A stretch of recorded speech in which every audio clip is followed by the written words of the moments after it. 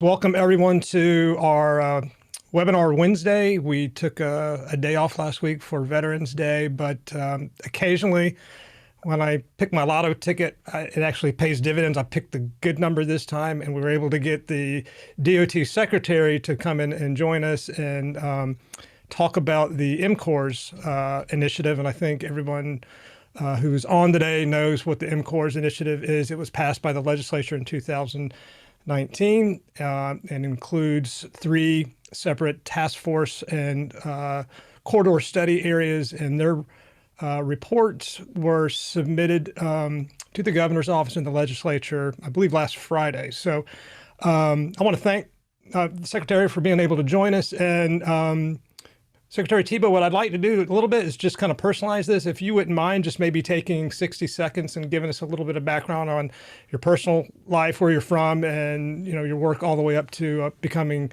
FDOT secretary. All right. Well, thank you, Eric. Eric and I go back quite a ways. We've known each other for a while.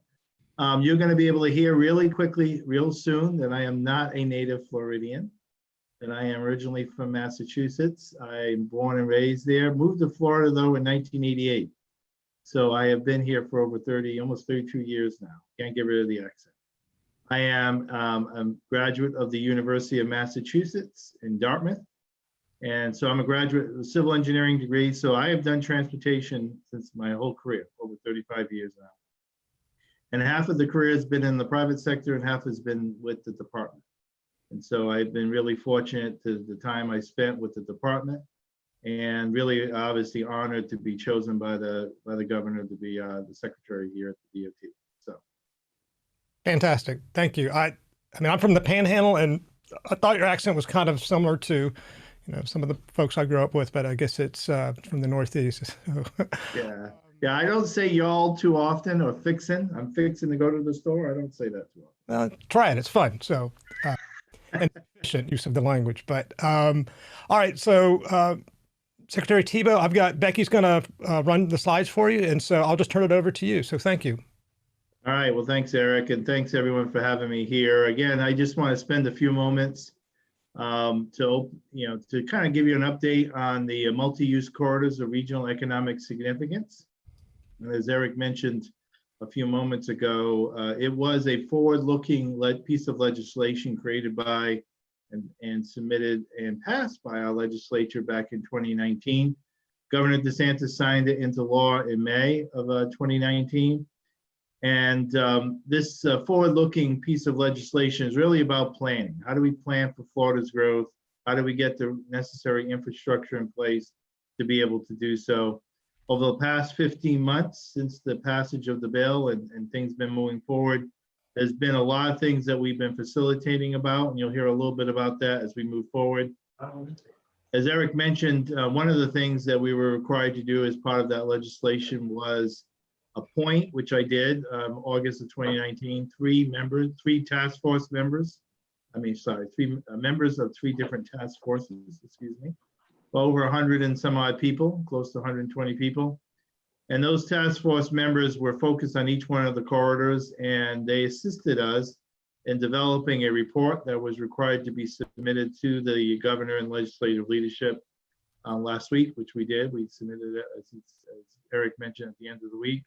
And it documents kind of the high level needs that we see for these corridors, as well as some guiding principles and some additional instructions. And we'll talk a little bit more about that as we go through this slide deck. Becky, next slide.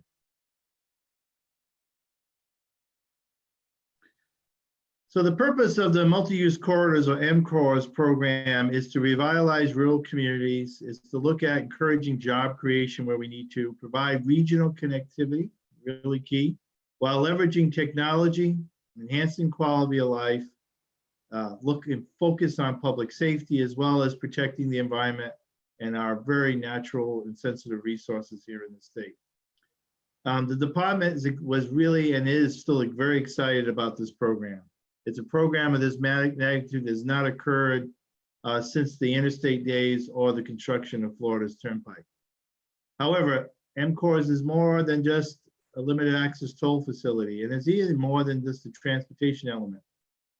As the state continues to grow, and as many of you know, we've got 900 people a day continuing to call Florida home, the governor, the legislature, and state agencies must do all we can to proactively prepare for that growth, especially the mobility needs of not only our 22.1 million residents, but obviously the 131 million annual visitors that we get throughout this state. Each time those visitors come in, they're expecting transportation to be there to get them around. And it's very important that we be able to be proactive in being able to do that. These corridors will also be an important part about that continued growth and that prosperity. By planning and developing these corridors, we've been doing this for the long run. The MCORES actually gives us an opportunity to move our process to the next level as a model for statewide corridor planning. These corridors are intended to look at multiple modes of transportation, not only highways, but to look at transit, rail, and trails as appropriate, as well as multiple uses, which includes types like broadband, water, and sewer. The corridors also will incorporate emerging technologies, including support for automated, connected, electric, and shared vehicles. The corridors will be planned in a collaborative manner, working closely with our local governments, our MPOs, our regional planning councils, and other partners to support local use, as well as decisions related to regional and community visions for economic development and rural revitalization. At the same time, the corridors will be planned and developed so that we can, where possible, advance conservation and other environmental stewardship goals. For example, the MCORES statute, for those of you who are familiar with it, gives us enhanced ability to partner with other agencies and organizations on land acquisition so that we can purchase right-of-way and conserve land together. So as Eric kind of alluded to earlier, I know many of you are very familiar with this. I know some of you have been a very active part of the task forces that we had unveiled and worked on over the last 15 months. So we have three specific corridors that we've been focused on. The first is the Suncoast corridor, which extends the current Suncoast Parkway from its terminus in Citrus County to the Jefferson County area. The Northern Turnpike corridor, which extends Florida's Turnpike from its northern terminus in Wildwood at I-75 northwest to hook up at some point with the Suncoast Parkway and Suncoast corridor. And finally, the Southwest Central Florida corridor, extending from Collier County to Polk County. As many of you who know me and know the department, you can tell I am not in my office in Tallahassee.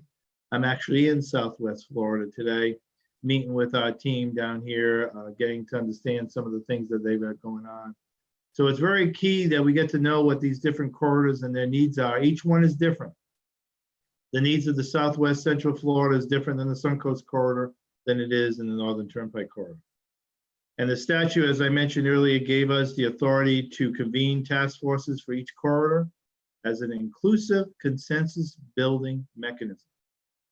So by August 1st of 2019, I appointed all those task force members. And again, it was a wide cross-section of representatives on those task forces, which includes not only local governments, like several counties, as I mentioned earlier, but metropolitan planning organizations, regional planning councils, water management districts, as well as environmental organizations, community-based organizations, as well as many of our sister agencies as well. Next slide, Becky.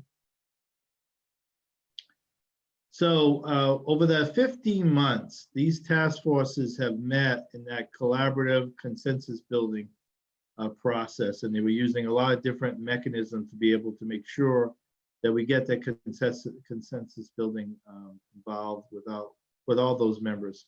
So as you can see here, we had 27 different task force meetings, 12 webinars and virtual meetings. And then we had 32 community open houses. One of the key aspects of the legislation was that we were required to meet in those communities where these corridors were touching.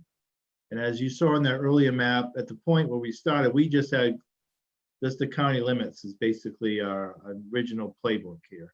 And so we had a number of meetings in all those different counties up and down the state, making sure that we can capture those local comments from those communities.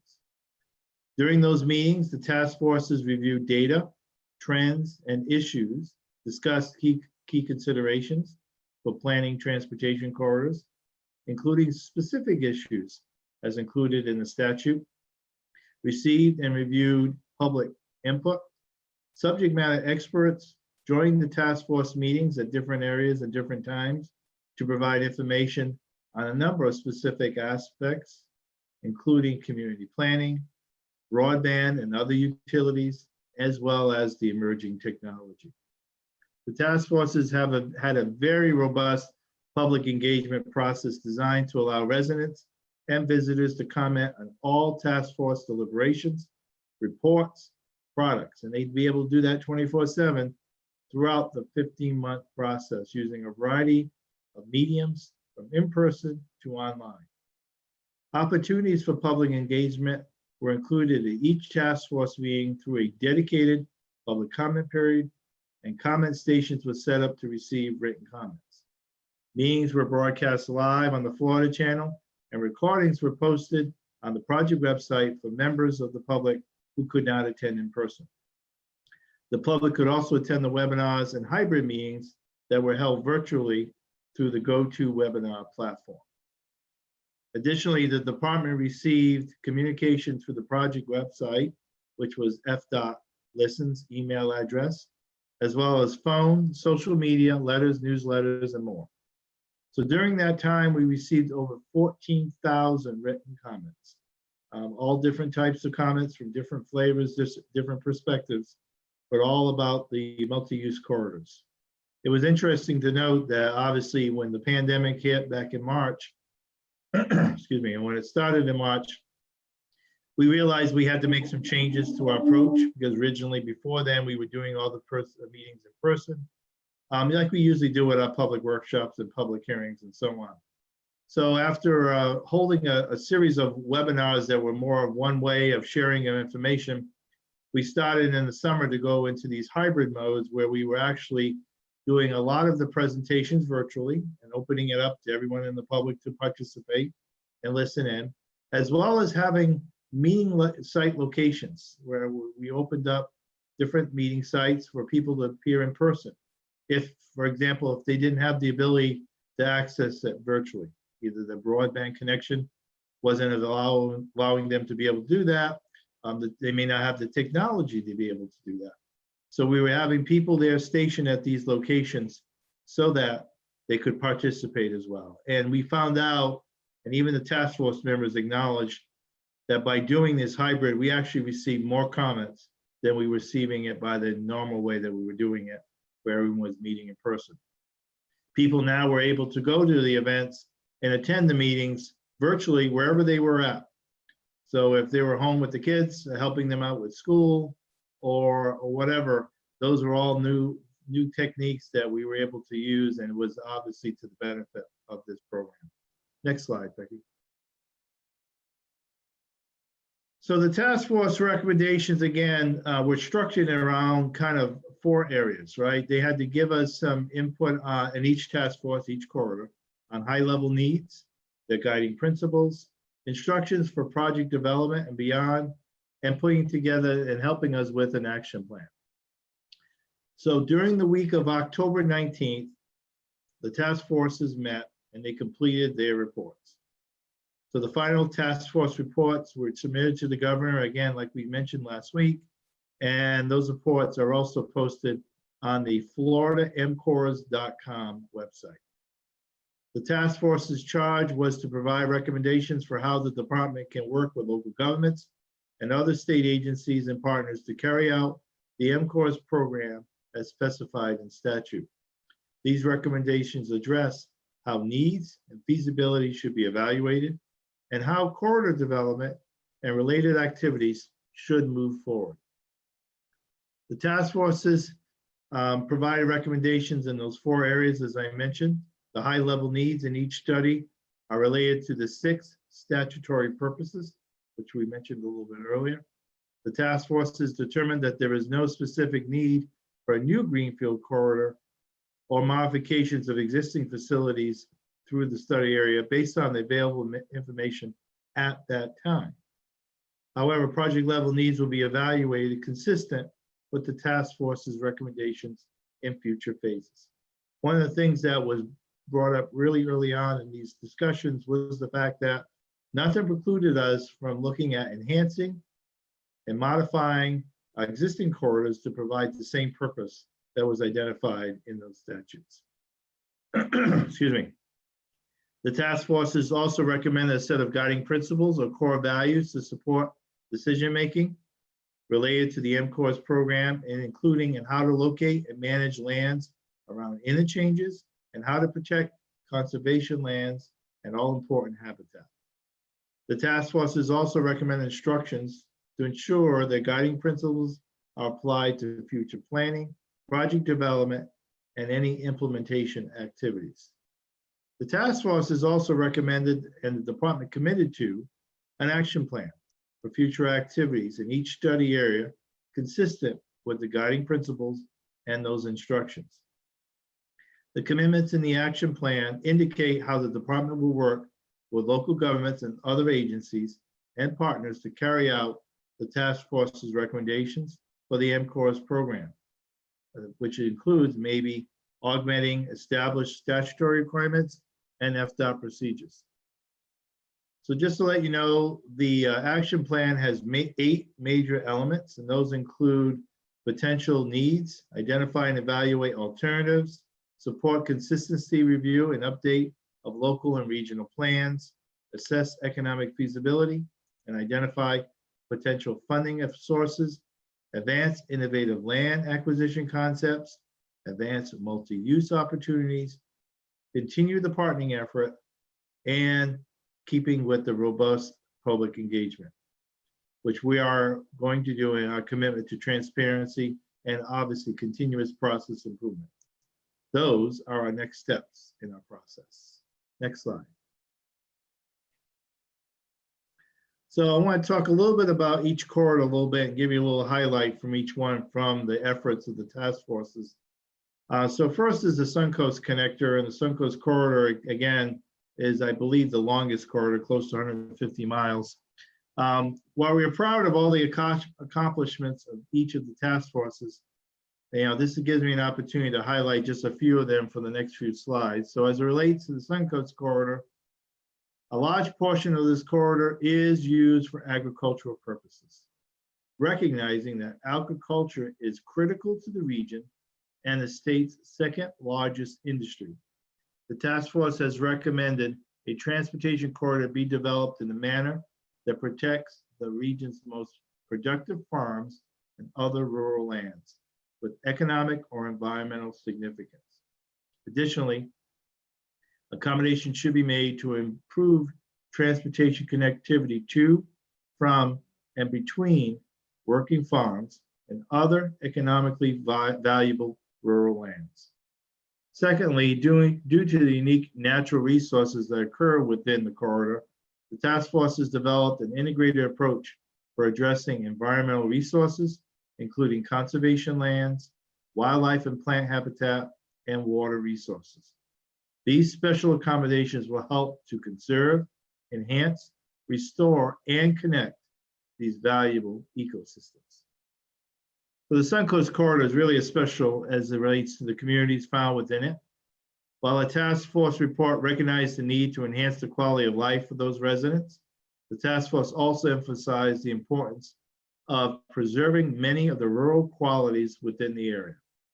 Based on their recommendations, flexibility will be provided as the project moves forward so that each community can maintain its unique identity and determine its preferences for corridor location, access, and aesthetics based on individual community needs and their visions.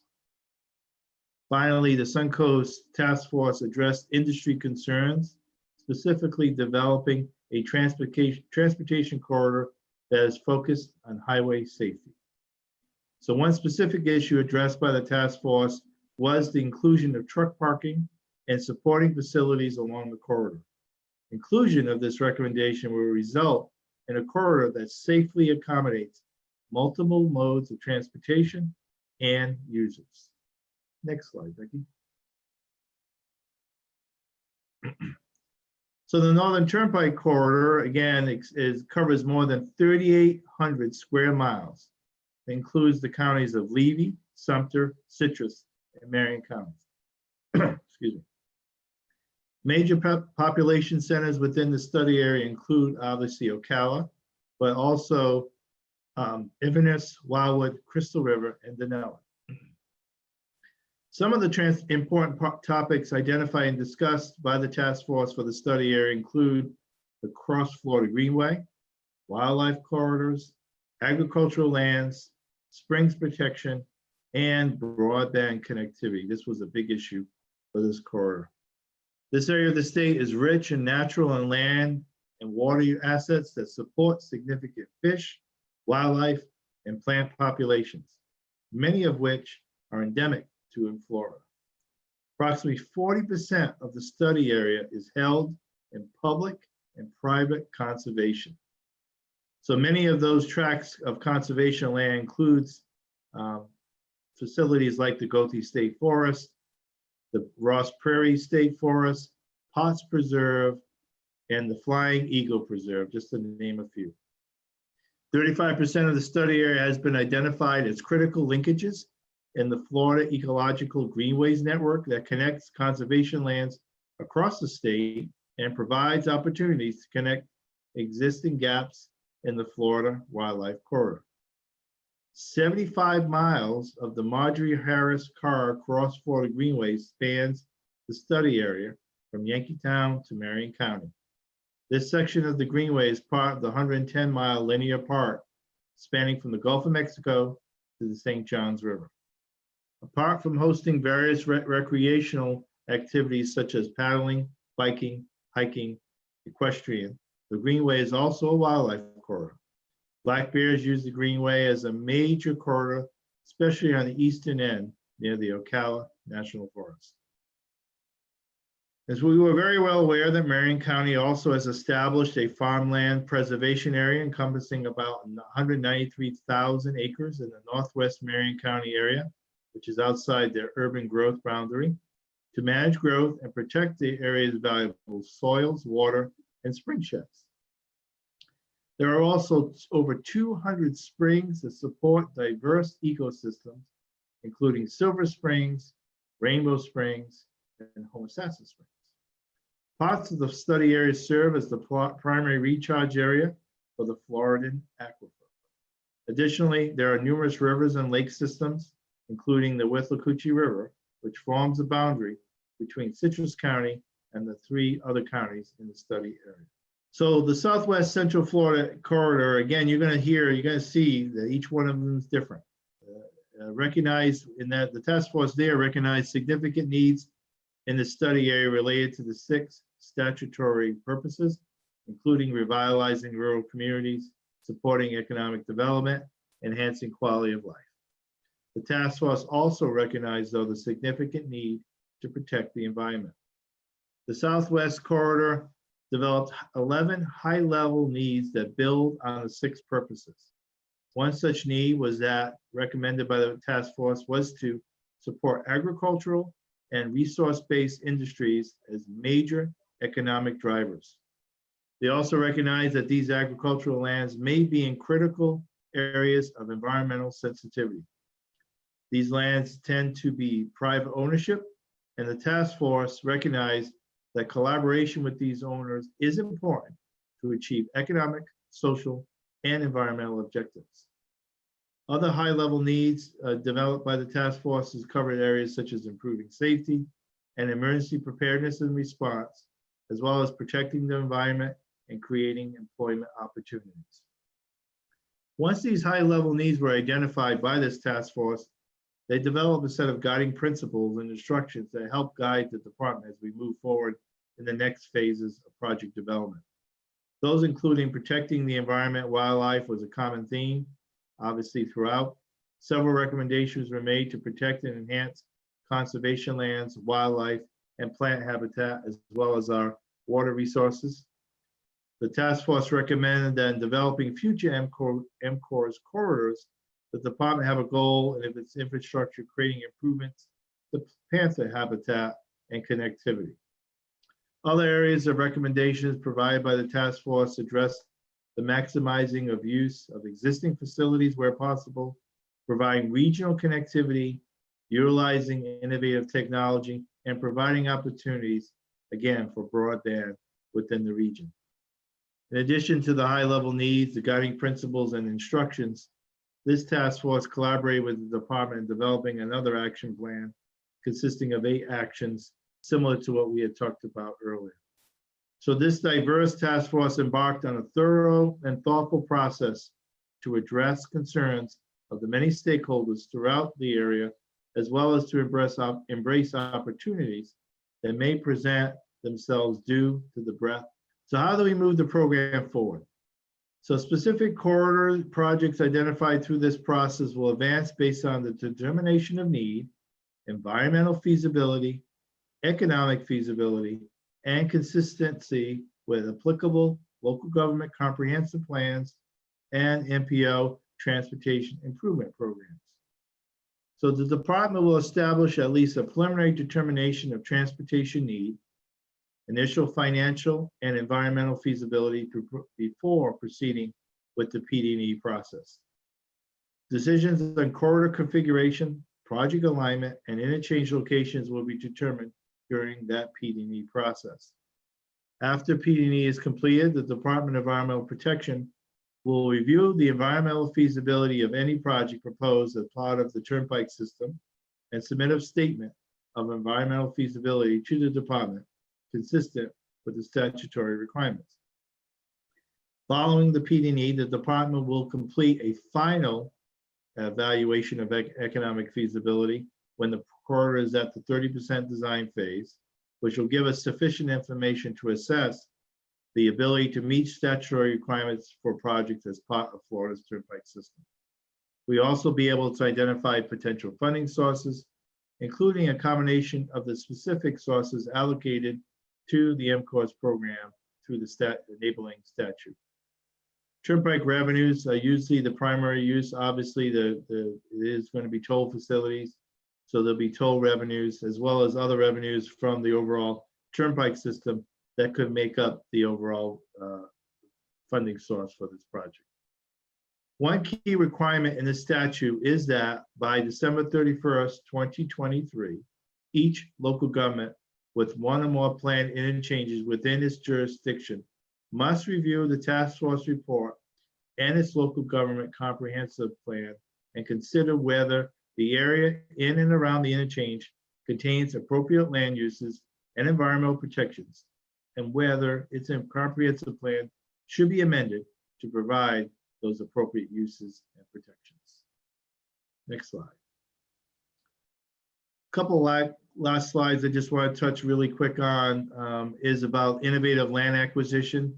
As part of the legislation, there was some discussion about the ability to do innovative land acquisition as part of the program. So we're going to look at leveraging that to support multiple goals.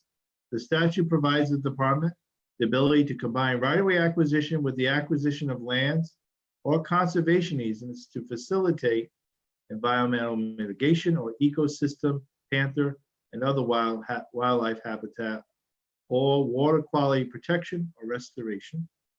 The key focus will be on how the MCORES program and the decisions we make can support broader, directly relatable regional or statewide conservation and environmental stewardship goals, such as priorities in the Florida Ecological Greenway Network.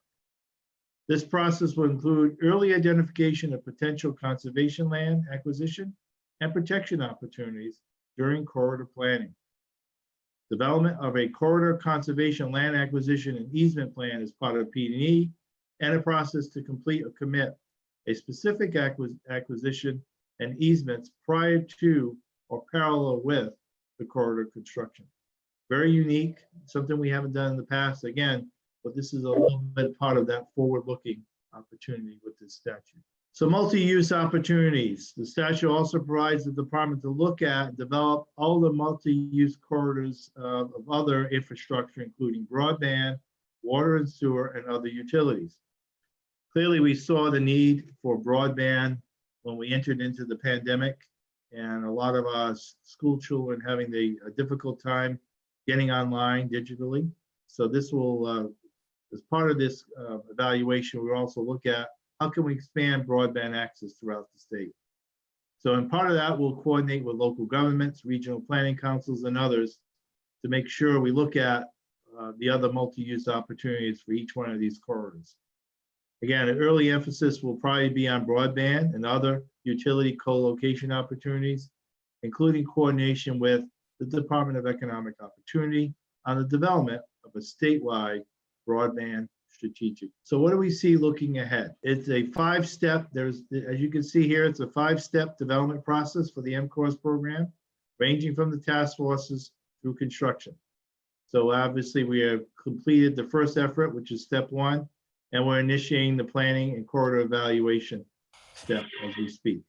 We will subsequently move to PD&E and design, acquire right-of-way, and get ready for construction as long as we meet those feasibility tests that I mentioned earlier. And so with that, again, we are statutorily required to start construction by December 31st of 2022 and to complete all the corridors no later than December 30th of 2030. So with that, Eric, I will turn it over to you if you want to see if there's any questions or anything.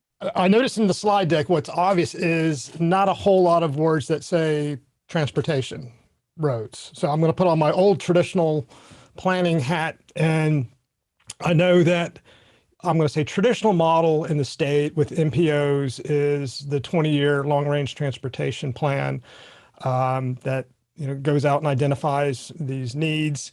Clearly this is a more comprehensive process. Can you talk about kind of how this process contrasts with sort of that traditional long-range transportation planning effort? So I think, Eric, by the nature of it being multi-use, kind of expands it well beyond just the transportation element. There's a recognition by the legislature and the governor that as we start to plan for our future and the growth that's continuing to happen in the state, and sometimes we've got existing corridors, could we leverage either existing corridors or new corridors that we know we need because of connectivity, gaps in connectivity, whatever, that we can leverage these corridors to also provide other uses, infrastructure uses. And so, I mean, clearly the low-hanging fruit when we talk about that is broadband internet connectivity, right? We've definitely seen it in our rural parts of the state. And I don't know how many counties are here, but those counties that are here, I'm sure some of them can tell you that they're having issues with that, right? Can this transportation element or this corridor element, let's put it this way, also, in addition to looking at moving people and goods in different modes, in different ways, also provide another way to be connecting, in the sense of now connecting it to the digital means. And that's really what's a unique aspect of this, because a lot of times we kind of do our silos, right, Eric? We just go down, for us, it's the transportation path, right? And in many cases, it is the highway mode. Let's be honest. But one of the things I've been pushing this agency is we are called the Department of Transportation, not the old state road board like it used to be. And so we need to look at multiple opportunities to move people and goods. But and again, with this corridor initiative, also what other infrastructure needs can we plan for as part of the growth that's coming? Can you speak a little bit to what MCORES is doing in terms of the planning process? And I know there have been starts and stops in the past of the new corridors initiative that the department was charged with doing. I think under Governor Scott and perhaps under Governor Chris back in the day, there were some starts and stops of that.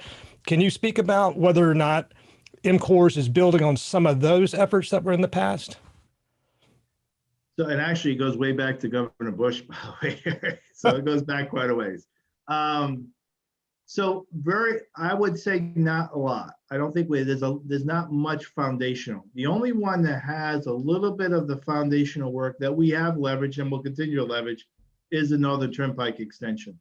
As you can know, Eric, that's been around for a long time, right? That came out back in the late 80s, actually, as part of our initial series of Turnpike expansion projects that became part of the law under Senate Bill 1316 in 1990. There was a list of new expansion projects that included the Polk Parkway, the Suncoast Parkway. At the time, it was called Brandonfield Chafee, which is now First Coast Expressway. A lot of different corridors, and the Turnpike Extension was one of those. So that one had a little bit of some initial data that was collected. Obviously, a lot of things have changed over the 30 years since the initial study. So, clearly there's some updating to do, but the rest of them are really going through kind of new territory, right? Not a lot of work that was done that we could really build upon, a little bit, but very, very little. It's all in pockets, right? But not a kind of cohesive, collected, and connected piece all the way up. So as part of this effort, I mentioned this earlier, Eric, which very early on, it got lost. And we had to kind of repeat it a few times so that finally, I think not so much for the task force members, they got it right away. It was the externals that were involved the day to day. Nothing says that we can't reuse an existing corridor, right? So I mentioned I'm here in Southwest Florida. State Road 29 is a beautiful straight line going from Collier. And if you keep going, it goes to 27, and that leads you to Imperial Polk County, right? What's to say that we don't upgrade that corridor, whatever those roads make up those corridors, and provide additional environmental conservation, restoration? We look at additional habitat protection as part of those corridors, as well as looking at the transportation element and saying, by doing these improvements, whatever these improvements are, it could be grade separations, it could be something like that, we can actually provide more movement and connectivity through those corridors. So as we move forward, I will tell you, Eric, there's a big part of what this effort is going to be is what can we reuse versus what it has to be new. So is there a common theme that you're seeing within the three different task forces as they reported out at the end of last week? Is there a similar issue, whether it's a concern, an obstacle, or an opportunity that you're seeing kind of across those corridors? So clearly, one of the efforts that was done very early on during the earlier task force meetings was to identify those no zones, right? Don't go here, don't go there type thing. And as you probably saw, there was a map that was developed, I want to say it was probably earlier this calendar year, that showed those areas, right, by color. And there were really two areas, right? Those that you need to try to avoid, and those were no new corridor through this area. So if you already had a corridor through this area, and that corridor could have been highway, it could be a transmission line, electric transmission line, whatever, you could use those, but no new one. So I will tell you that by far is a consistent through all three of those. Clearly they were looking at, if you're going to do something, this is kind of the parameters we want you to work on. As you heard on two of them, agricultural land use was a big deal, right? From the Suncoast corridor as well as the South Central Florida corridor. Different uses of agricultural, right? If you know those areas, it's very different. The environmental issues associated with those are very different, right? You don't have the panther, obviously, up in Jefferson County, right? So how you address preservation, conservation could be different for each one. And again, the Turnpike was also different in that it was impacting, or could have the potential of impacting, a lot of different spring sheds, as we were mentioning, right?